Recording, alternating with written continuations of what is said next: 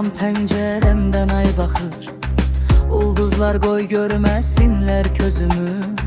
Pəncərəni pərdə ilə örtürəm, ay ulduzdan gizlədirəm özümü. Hər yazanda qınayıbdı dörd divar, İstəyirəm məktub yazım gizlicə. Dərd əlindən dağa çıxan deyiləm, Şamda da məni qınayacaq bu gecə.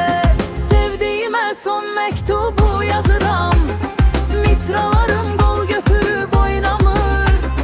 Buz kimidir əlimdəki qələmdə, bu məktuba heç də qanım qaynamır. Sevdiyimə son məktubu yazıram, misralarım qol götürüb oynamır.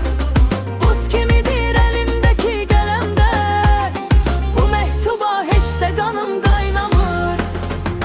Sözlərimin duzu yoxdur elə bil, misralara göz yaşımı qatıram. Məktub üçün poçt qutusu tapmadım, həsrətimin qutusuna atıram.